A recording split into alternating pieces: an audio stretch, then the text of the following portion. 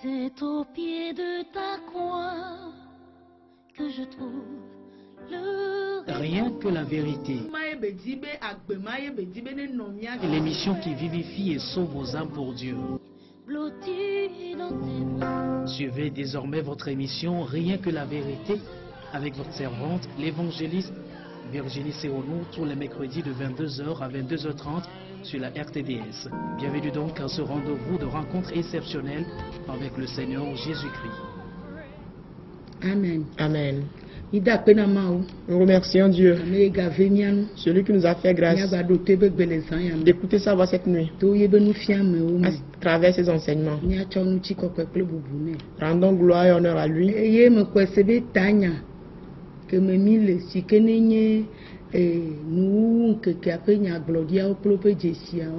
le thème qui retient notre attention, qui est les prophéties et les signes du dernier temps.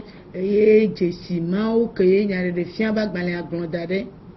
ces signes dont a fait mention le livre d'Apocalypse.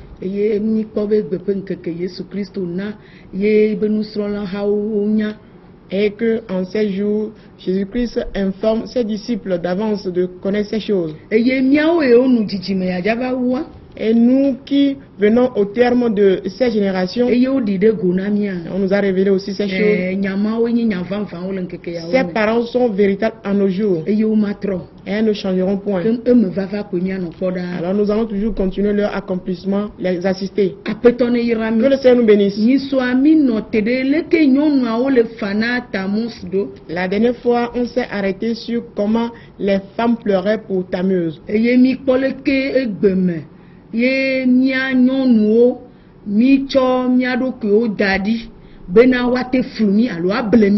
Et aujourd'hui, on voit comment les femmes se disposent pour être séduites, pour être trompées.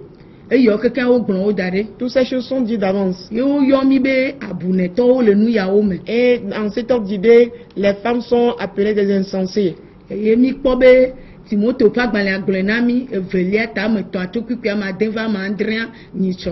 2 Timothée 3, le verset 6 à 7 nous le dit la dernière fois. Mais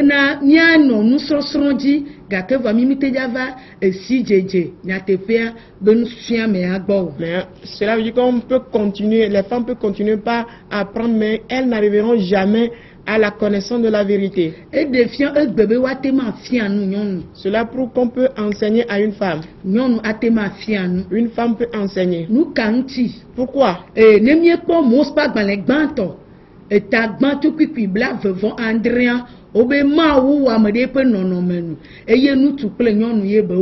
Quand nous lisons dans Genèse 1, à partir du verset 27, on peut constater là-bas que Dieu créa l'homme et il créa les hommes à l'image de lui, Dieu, et il a créé l'homme et la femme. Alors, le verset 28 nous dit que les deux sont bénis par Dieu. Si on donne un enseignement à quelqu'un, on voudrait que cette personne révèle ou manifeste cet enseignement. Voilà pourquoi quand les femmes étaient avec Jésus-Christ, et il voudrait que ce qu'il leur donnait comme enseignement, qu'elles puissent mettre cela en œuvre. Il ne voudrait pas qu'elles soient là juste pour pleurer devant les dirigeants. Mon foyer est un problème. Je n'arrive pas à avoir d'enfants. Je n'arrive pas à réussir dans mon commerce. Je ne trouve pas de fiancé. Je suis en fiançailles, je n'arrive pas à me marier. Ce n'est pas cette puissance que Jésus-Christ leur a donnée. C'est ce qui fait que la bénédiction que Dieu leur a donnée au début, cela doit les amener à la connaissance de la vérité. Si ils sont créés à son image, donc il y a une responsabilité qui leur est confiée. Et la bénédiction avec laquelle Dieu a béni l'homme, Dieu peut bénir la femme également de cette même bénédiction. Afin qu'elle écoute la vérité et la pratiquer.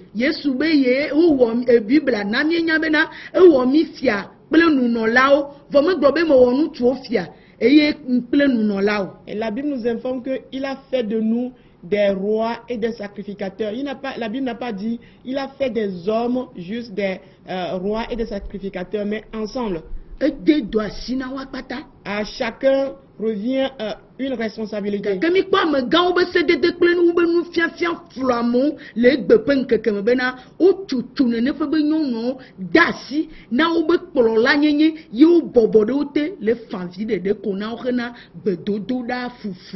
Mais par les lois établies par les dirigeants, les chefs religieux, les femmes sont sous leur contrôle, pleurant toujours, demandant leur aide et dans de différentes prières qui n'ont pas de sens.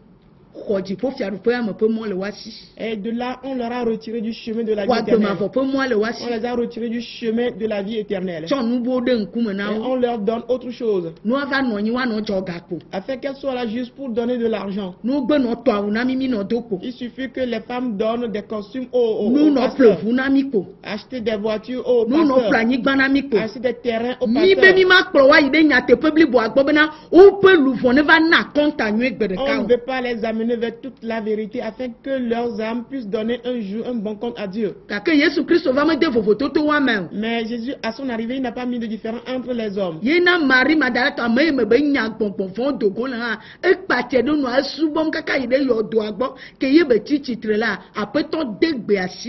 Voilà pourquoi Marie de Magdala, dont Jésus a délivré de 7 démons, et après cela, elle a continué avec Jésus-Christ, même jusqu'au tombeau. Et après la résurrection de Jésus-Christ, Jésus lui a donné une recommandation, une mission à accomplir.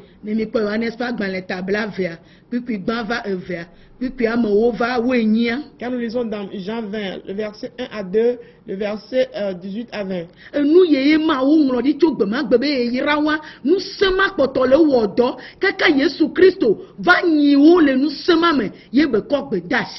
Et ce que Jésus-Christ leur a donné a continué par agir dans leur vie, les a poussés jusqu'à ce que Jésus-Christ ne revienne par la résurrection et leur donne de recommandations.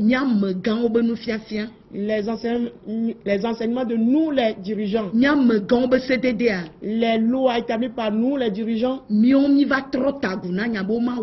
avons renversé le sens de la vérité pour qu'on ne pratique plus cette vérité. Et de là, on soutire nos biens, l'argent de leur poche.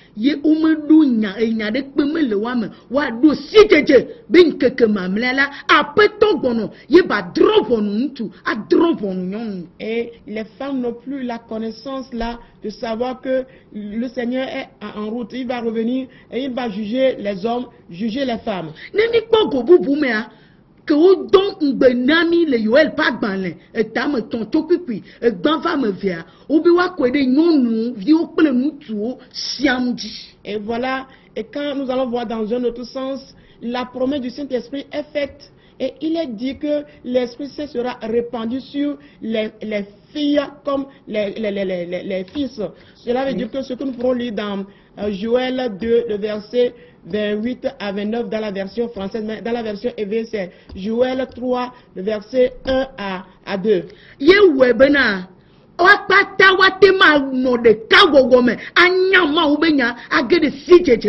C'est ce qui fait que tous ensemble ils peuvent être unis et allant dans la connaissance de la parole de Dieu. Voilà pourquoi Dieu promet de répandre l'Esprit Saint sur tout le monde. Il n'a pas mis de différence entre les filles et les fils. Mais nous, aujourd'hui, les enseignants, les faux apôtres, les faux prophètes, les faux faiseurs de miracles, nous disons qu'elles ne pourront pas accomplir leur devoir. Mais elles peuvent faire porter de grands versets à nous les pasteurs. Sachant que nous-mêmes n'allons pas pouvoir rentrer dans le royaume.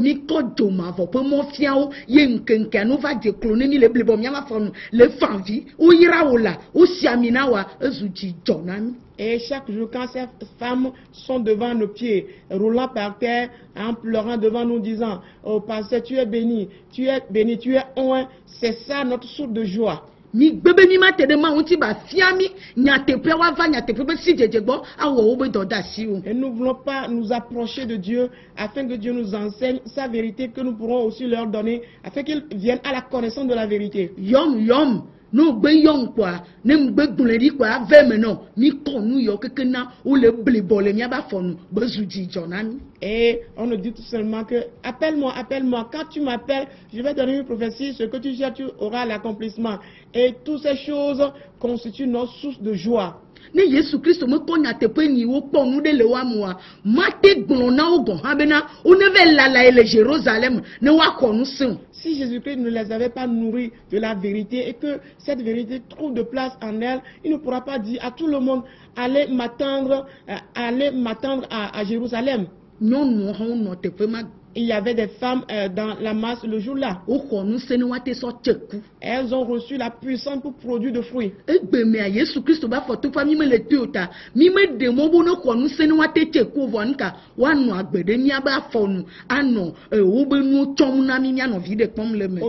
Aujourd'hui plutôt, Jésus-Christ, ce qu'il a donné en son temps, nous ne voulons pas aussi être dans cette perspective-là. Voilà pourquoi on ne permet pas que ces femmes reçoivent la puissance, mais plutôt qu'elles soient toujours sous nos contrôles, sous nos pieds, et que nous tirons nos gains de leurs mains. Et la Bible qualifie ceci de pleurer pour Tammuz. Et cela est véritable.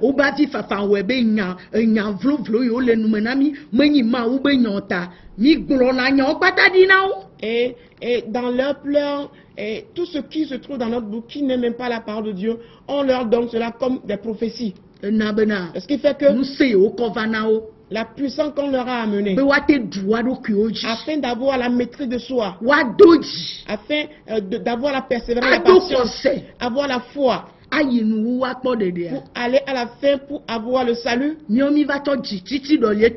remplaçons ceci par la précipitation, l'impatience pour elle.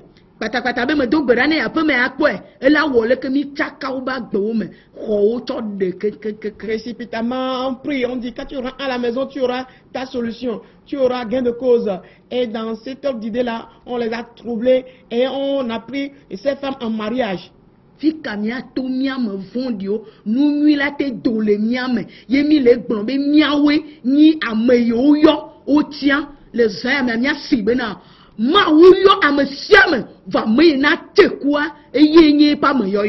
dans ce désordre, on se réclame chaque jour que Dieu nous a appelés. C'est nous qui sommes appelés par Dieu. Et c'est nous qui servons Dieu. Alors, nous devons comprendre que Dieu a appelé tout le monde. Mais celui-là qui va disposer sa vie et donner sa vie au service de Dieu, c'est celui-là que Dieu pourra utiliser. Quand tu es un homme qui est appelé par Dieu, quelle est ta vie que tu manifestes?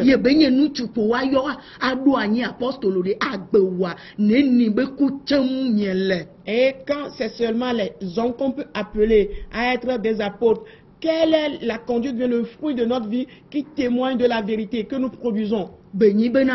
Alors que Jésus-Christ a apporté ou bien amené la vérité afin que tout le monde vive selon cette vérité pour avoir la vie. La femme a besoin d'avoir le salut. Et on doit lui faire des reproches, l'amener à la connaissance de la vérité. Car nous pourrons lire ceci dans 2 Timothée chapitre 3, le verset 16. Il dit, toute écriture inspirée de l'Esprit de Dieu est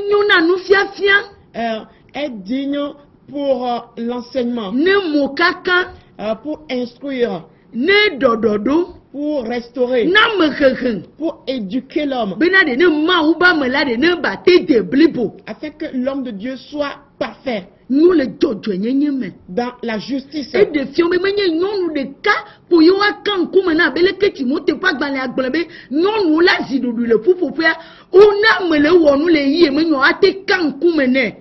cela veut dire que on pourra faire des reproches, on pourra censurer tout le monde. comme le livre de Timothée nous le dit aussi, que la femme garde le silence dans l'assemblée, il faut que la femme garde le silence. Cela veut dire que quand quelqu'un ne fait pas ce qui est correct, on pourra sanctionner cette personne, amener cette personne à connaître qu'il est dans le mauvais chemin.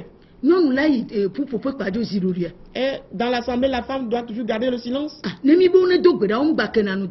Quand on demande de prier, est-ce que les femmes ne doivent pas prier?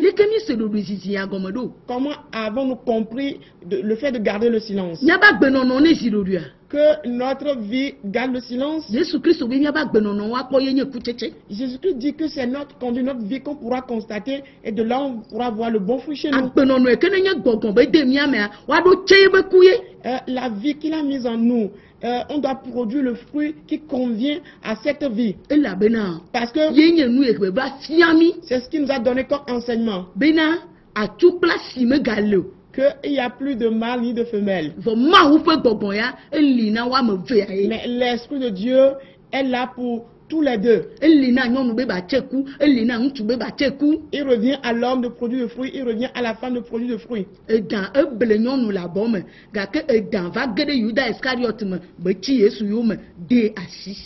Le serpent a trompé la femme dans le jardin, mais le même serpent est rentré dans Judas Iscariote pour livrer Jésus-Christ. S'il en est ainsi, cela veut dire que le démon peut posséder un homme comme posséder une femme. Que la femme peut pécher et l'homme aussi peut pécher. De la même façon, la femme peut faire de bonnes choses et l'homme également. On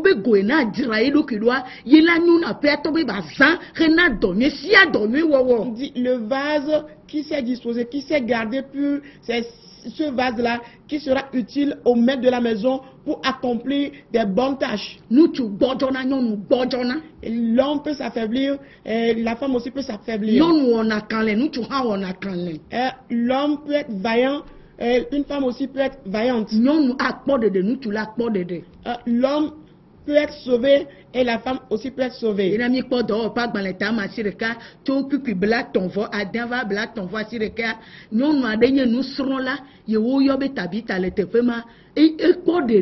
Et nous pourrons lire dans Acte 9 plutôt, le verset 36 à 39. Il y a une femme qui est appelée Dorcas. Là-bas, cette femme est sauvée. Ce qui fait que Jésus-Christ, à son arrivée, il n'a pas mis de différence entre les hommes, il n'a pas écarté certaines personnes de côté. Il a prêché la vérité, prêché l'évangile pour que nous produisions de fruits.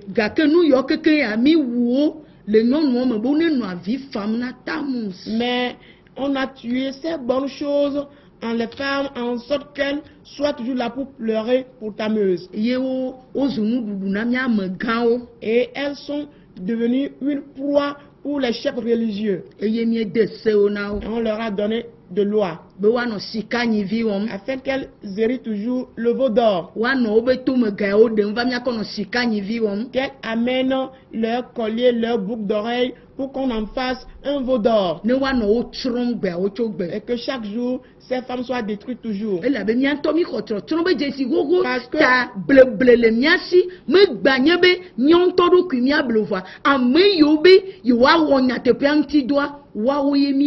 nous avons déjà reçu la marque de la perdition. Et donc nous ne sommes pas là pour nous séduire nous-mêmes, mais nous sommes là pour séduire ceux qui veulent faire tout pour avoir la vie éternelle. C'est ce qui fait que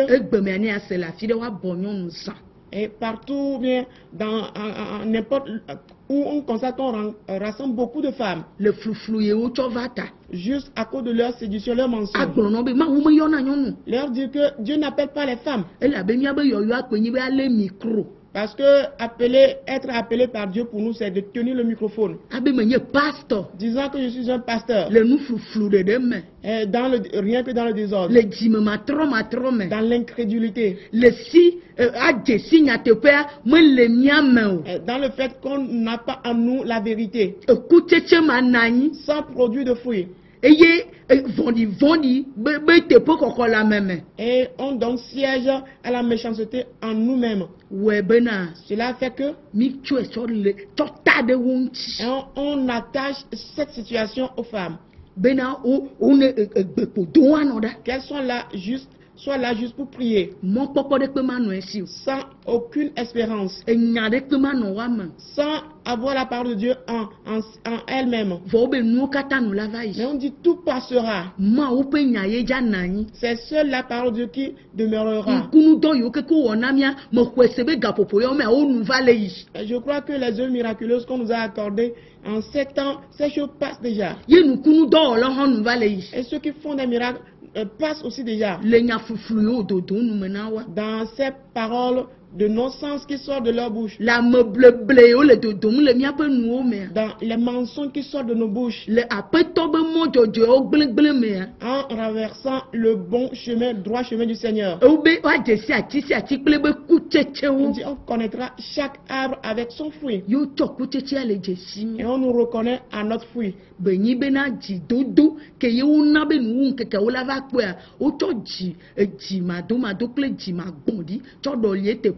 Au lieu que dans les derniers jours, qu'on puisse voir notre persévérance, on a remplacé la persévérance là par l'impatience et le manque de foi. Et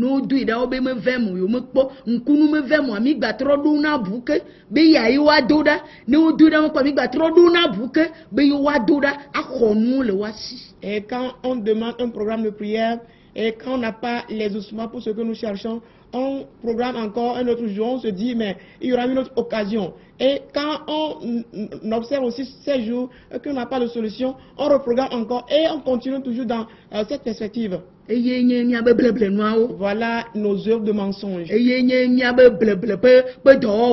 Voilà nos œuvres de mensonges.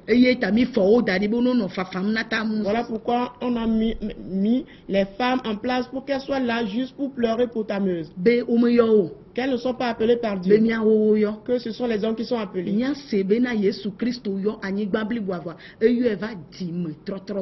Mais comprenons tous que Jésus-Christ a appelé toute la terre, mais vers la repentance. Que chacun soit le dirigeant de sa vie. Ce qui fait que nous avons renversé le sang de tout aujourd'hui. Juste pour le profit que nous allons en tirer.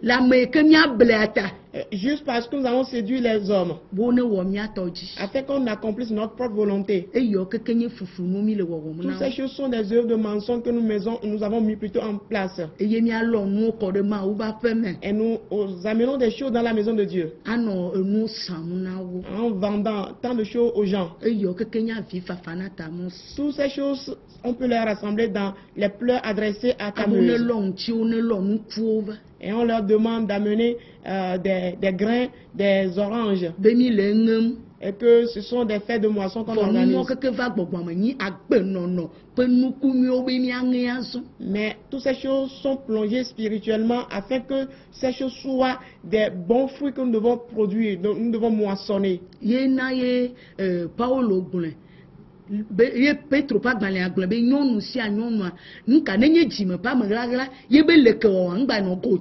Voilà pourquoi le livre de Pierre nous informe que la parure de chaque femme soit chose spirituelle et non pas une parure d'apparence.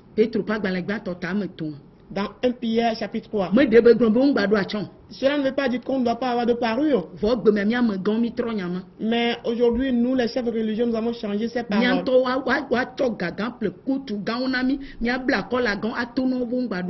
Et nous, on nous donne de l'argent pour avoir de très grosses vestes, avec de grosses cravates. Et mais on dit à l'égard des femmes de ne pas avoir de belles parures.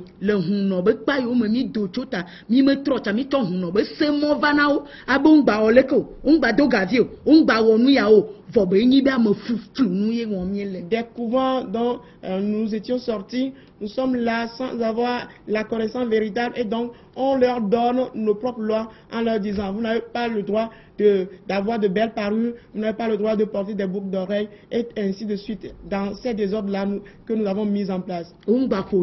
Qu'elle ne doit pas avoir de tresses. Umba foda. Ubo nenye jima pa maglagla. Ube de. Menyi bon baronof. O agbe non non. Ne no amesika fina no ewom. Et on leur demande d'avoir la douceur de cœur, d'avoir cette pureté intérieure cachée dans le cœur. Ouais, bébé na. Mimele atondodo me to ajimu gota to ogbe nami ta eye mi avline me to han monde de me linami. Et voilà, quand on nous a refusé la parure extérieure, nous ne luttons pas aussi pour avoir la parure intérieure du cœur. Et nous sommes là comme cela.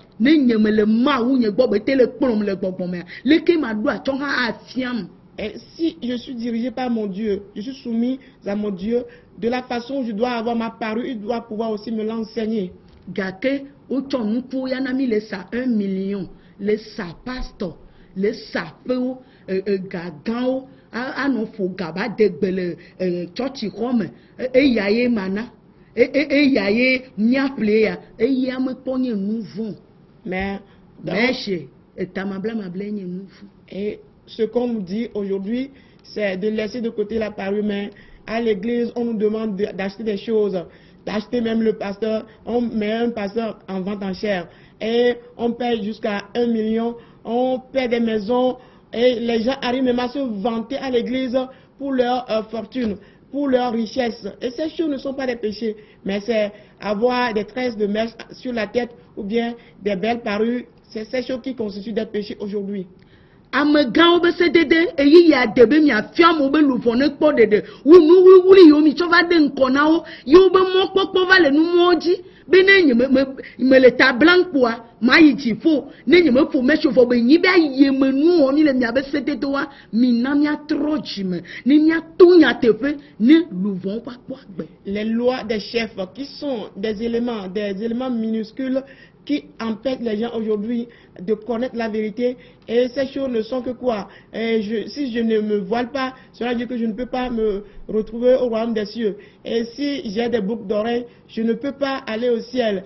Et en faisant ces choses, le dedans, notre cœur est pourri, rempli de pourriture, de mauvaises choses. Et on fait tout pour garder l'extérieur là, pour plaire aux dirigeants. C'est le temps que nous devons cesser ces choses afin que nous donnions la vérité. Nous prêchons l'évangile véritable pour que les hommes, les femmes puissent se retrouver sur le chemin de la vie éternelle. Nous sommes dans ce temps.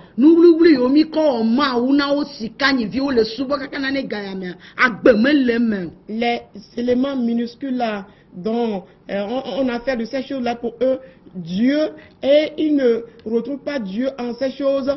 C'est le temps que nous devons savoir qu'il n'y a pas la vie dans ces choses. Nous devons les abandonner, chercher véritablement Dieu. Ce sont des lois établies par les chefs religieux. Mais Dieu nous informe que ces choses sont des abominations devant lui. C'est ces derniers temps qui m'ont révélé celui que tu es. Avant de poser l'acte, c'est ce que le Seigneur voit. L'intérieur, ton intérieur, c'est ce que le Seigneur voit. Et l'objectif pour lequel tu agis, c'est ce que le Seigneur voit. La pensée qui t'anime avant que tu n'agisses, c'est ce que le Seigneur voit. Il voit le cœur, lui il voit le cœur.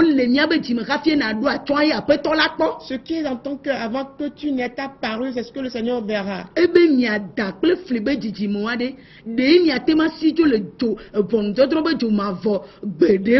dit, race de vipère, race de serpent, est-ce que vous pourrez fuir le feu de la géhenne?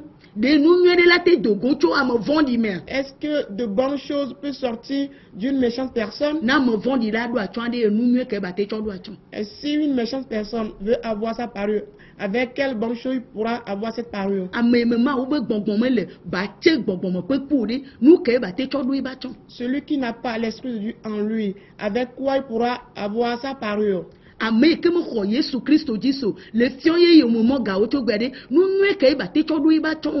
qui ne croit pas en Jésus-Christ et chaque jour il ne fait que livrer Jésus-Christ, avec de quelles bonnes choses il pourra avoir sa parure?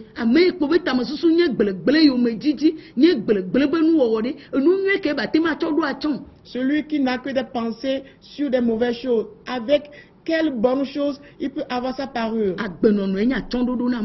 C'est la bonne conduite qui est la parure pour Dieu.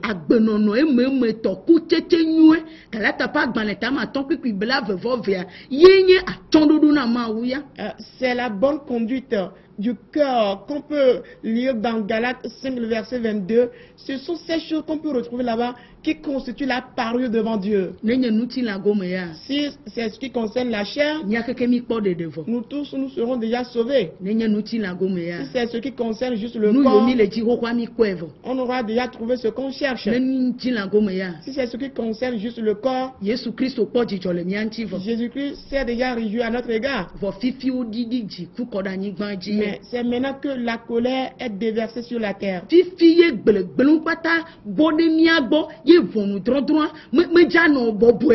C'est maintenant que les mauvaises choses sont chez nous et donc le jugement de Dieu est sur nous et ce ne serait pas chose facile.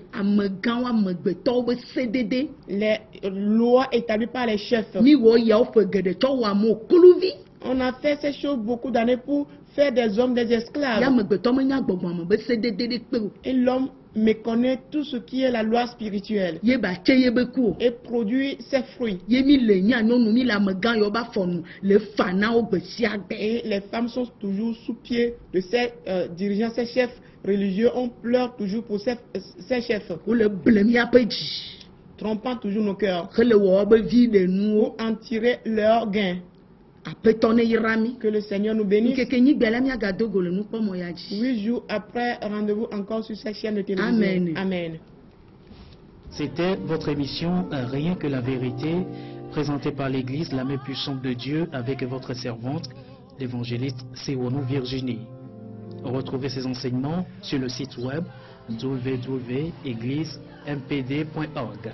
Téléphone 90 95 11 94 98 22 53 21.